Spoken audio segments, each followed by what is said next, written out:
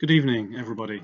I'd like to tell you a bit about some work we've been doing in the uplands, looking at how different grazing management affects biodiversity. First, a little bit of history. Some of you may remember that in the early 2000s there was concern about the impact of CAP reform. And 2003 saw the decoupling of payments from animal numbers, and payments became focused on area. So the Scottish Executive then wanted to know what impact that might have on the uplands. And so the Glenfinglas experiment was born. Now, first a bit about Glenfinglas. It's owned by the Woodland Trust up there in Stirlingshire. It was a royal hunting ground, but was later used for grazing.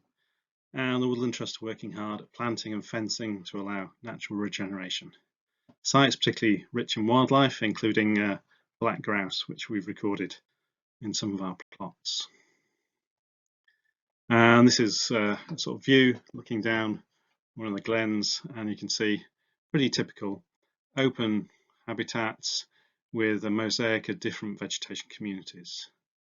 And that's one of the interesting things about the project is you can't sort of fence in a single community with large plots like the ones we were using. We had a mosaic of different habitats from wet heath through different sort of wet grasslands through some quite good bent fescue grasslands, which are high up on the sheep's list of things to eat. Also a bit of bracken and mat grass. So the original aim of the experiment was to understand how changes in upland grazing would cascade through from the vegetation to the birds that were present. The design, it's quite a large experiment. Each of the plots is over 3 hectares, and there's 24 of those, 6 replicates and 4 treatments. The continued treatment continues the management that's present on the site before we started, and that's at roughly 0.9 sheep per hectare. So this is sort of continuing what was going on pre-experiment. Then the other 3 treatments were quite strict, and one of them we tripled the sheep numbers to 2.7 ewes per hectare, and another one we partially removed the sheep and replaced them by cattle to give the same overall offtake as a continued treatment. And the 4th treatment was a complete removal of livestock altogether. One of the interesting things about the results, though, was the birds responded within 1 year. Already by the first year we could detect differences in egg volume, which is a measure of the resourcing parents can put into their offspring. So the higher an egg volume is, the larger the chick, the more likely it is to fledge and survive.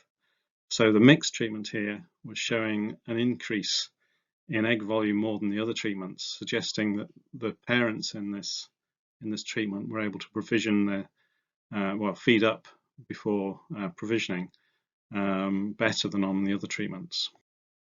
And this was reflected in nesting densities.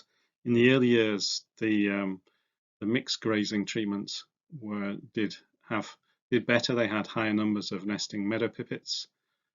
But in later years, the high sheep treatment overtook it, and then in the mid-years of the experiment, densities declined quite a bit. However, overall, by the end of this period I'm talking about, we had a PhD student, Lisa Malm, who looked at nesting densities again, and consistently over the last few years, the high and the mixed treatments hold many more meadow pipits than the continued treatment especially, and the ungrazed treatments. However, bird diversity didn't follow this pattern at all. There were more species present on the ungrazed plots, so it's not the commonest bird. The meadow pipitting is showing a completely opposite pattern to the dense diversity patterns. The explanation for the pattern in meadow pipits is not about food availability, or food abundance rather. There's more food there present for them in the ungrazed treatment, but they're preferring to forage in areas of short vegetation created by the high grazing pressure or by the cattle. So in those plots with the highest variability in height. So they'll be able to get in and forage effectively where the vegetation's been broken up by grazing. In contrast to the meadow pipits, the plants were extremely slow to do anything. I did a full analysis of the results in 2011 after 9 years of treatment, and there was nothing newsworthy at all. However, by 2017, when I last did the analysis, there was a bit going on, enough to write a paper about. Anyway, as you might expect, some of the species did well under grazing. Sweet vernal grass does well, and mat grass does well under grazing.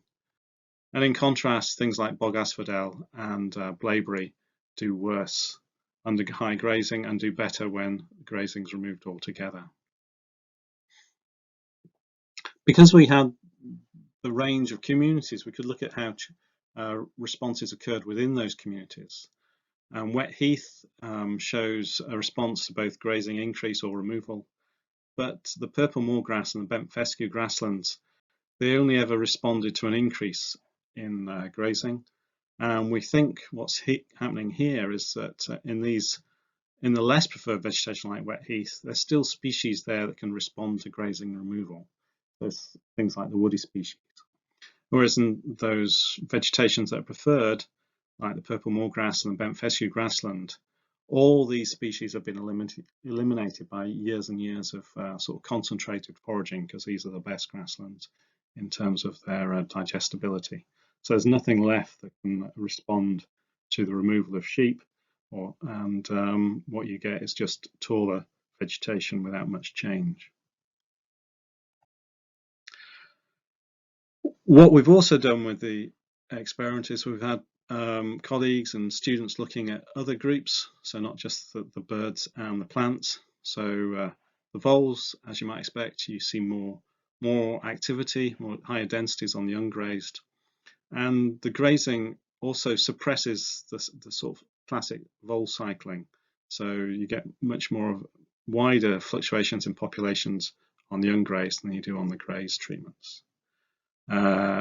Activity in foxes follows the voles, and so you get more activity on the ungrazed plots. And using moth traps, we looked at diversity and abundance, and those were both higher on the ungrazed plots as well, as were the plant bugs. In contrast, though, beetles showed the opposite pattern, much more abundant and diverse in the grazed plots. And carbon, and this is ignoring the trees, there's more carbon in the vegetation in the soils, and this was modelled for the soils in the ungrazed plots than in the grazed. Trees not included.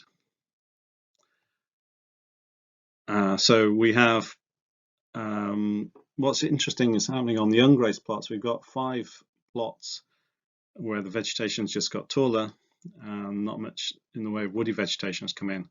But one of them, the lowest and one that's near to a seed source, but not the only one that's near to a seed source, the trees are starting to get moving, and as you can see, the brackens doing quite well as well. So top one, there's a few saplings coming in, a few seedlings, but nothing of great import. And it's the bottom one that's driving the patterns in bird diversity as well, because you're getting things like willow warbler appearing in this sort of scrubby vegetation. But what would happen to soil carbon if the trees arrived? So this is sort of extrapolating from our situation at Glenfinglas to look at the results from some work from colleagues in the Institute. And first, to look at the impacts of birch and a little bit of pine planting on heathland soils, with 4 sites up here in northeast Scotland. So to summarise what's in here, the brown is soil carbon, and the green, the dark green, is carbon in the tree above ground, and the grey is carbon in the trees below ground.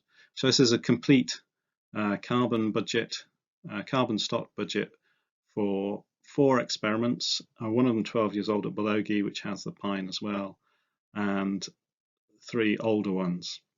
And what you can see clearly here is, for the older ones, the amount of carbon in the system hasn't changed with tree planting. So what's happened is the birch growth has balanced out a loss in soil carbon. And what's happening here is the birch are changing how mineralization and nitrogen and decomposition happen in the soil. So you're getting a faster turnover of soil organic matter and a loss as the birch has effectively improved the soil through adding more easily decomposed material to it.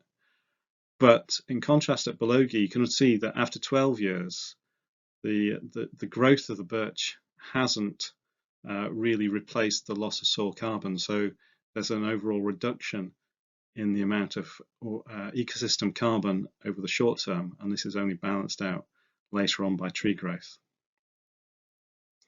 And another set of colleagues have been looking at this at a sort of national scale using models of carbon and tree growth. And the really interesting thing about this is that you know, the benefits of tree planting are very, very spatially different in space depending where you are. So the cyan color is the deep peat, so no one will plant there, and the white are areas where trees won't grow, either because they're concrete or because they're high mountains. But you can see the green is existing forestry, but you can see clearly that soil carbon will increase when you plant trees in the lowlands, but will decrease the red areas when you plant trees in the uplands. And this is because of the same impact. The trees are changing the nutrient cycling in organic soils so that soil carbon is lost, and that's not replaced by tree growth. So by 2045, which this map illustrates, it's very clear that you should be planting trees in the lowlands. So to try and summarize that all together, even if we just consider biodiversity, we might have some complex trade-offs in the uplands when we think about how we should manage them. So if we removed all the livestock from somewhere like Glenfinglas, some groups will do well, and some species within groups will do well. So you may get willow warblers and cuckoos doing better where the scrub's coming in, but that would mean the loss of things like meadow pipits and some of the species that feed off them, like merlin. When you start to think about other services, in this case carbon storage, the trade-offs become even more complicated. And I think the one thing I would like to say at the end of this is whatever you do about managing sites like Glenfinglas and anywhere in the uplands, whatever your decisions about management be, there will always be winners and losers. There will always be species that do better from what you plan to do, but you should always take account what you might lose from the system when you do that. So just a quick thank you to the Woodland Trust and all my many colleagues, and thank you for listening.